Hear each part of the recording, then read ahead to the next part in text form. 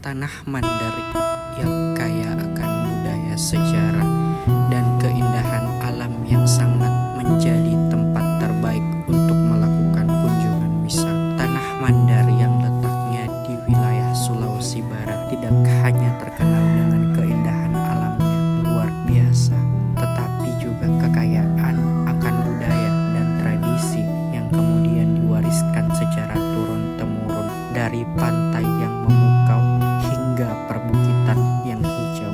Setiap sudut tanah Mandar memiliki cerita yang menanti untuk dibagikan. Salah satu tempat yang sering dikunjungi adalah Museum Mandar yang letaknya di Kabupaten Majene, yang menyimpan berbagai koleksi berharga tentang sejarah budaya masyarakat Mandar. Museum ini tidak hanya menjadi tempat untuk melihat benda-benda bersejarah, tetapi juga menjadi jendela untuk memahami perjalanan panjang masyarakat Mandar akan tradisi serta kearifan lokal yang ada. Museum Mandar merupakan pusat pelestarian pengenalan budaya sejarah Mandar. Museum ini menyimpan koleksi berharga seperti alat tradisional, pakaian adat, dan kerajinan, artefak sejarah yang mencerminkan kehidupan masyarakat Mandar dari masa lalu hingga masa kini.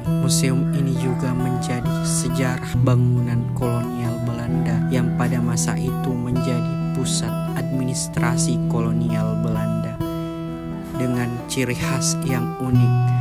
Menjadi sejarah bangunan kolonial Belanda yang menjadi pada masa itu adalah sebagai pusat administrasi kolonial Belanda. Yang berciri khas yang unik dari gedung ini adalah arsitektur model Eropa, yang salah satunya bekas rumah sakit kolonial Belanda yang kini menjadi Museum Mandar Majene.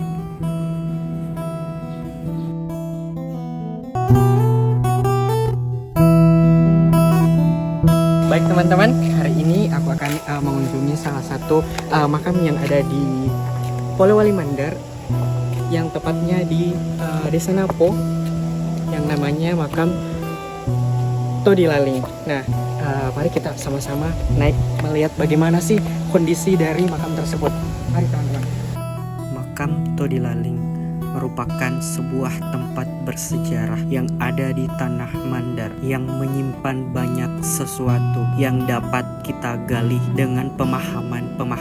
Kisah dari Raja Imam Imanyabungi merupakan sebuah raja Balanipa pertama di Tanah Mandar. Ia lahir di Kecamatan Limboro. Beliau menorehkan banyak. Menurut legenda, Raja Imanyabungi meninggal dunia dalam keadaan yang penuh dengan simbolisme dan dramatis. Pada waktu itu, ketika Raja Imanyabungi sudah tua dan sakit, ia merasa bahwa hidupnya telah mendekati akhir. Pada saat-saat menjelang kematiannya, Raja Imanyabungi didampingi oleh dayang-dayangnya yang kemudian dikubur bersama pelayan-pelayan setianya. Makam Todilaling menjadi sebuah sejarah yang memperdalam tentang bagaimana sejarah di Tanah Mandar.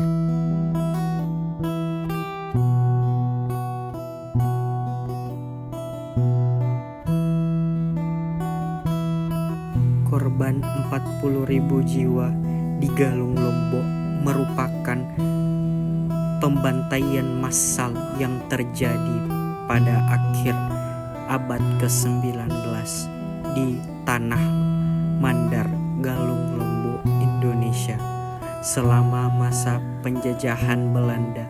Setelah perlawanan keras terhadap penjajahan Belanda, pasukan Belanda menumpas pemberontakan di Galung Lombok dengan kekerasan brutal. Sekitar 40.000 orang termasuk perempuan dan anak-anak yang dilaporkan tewas dalam pembantaian ini.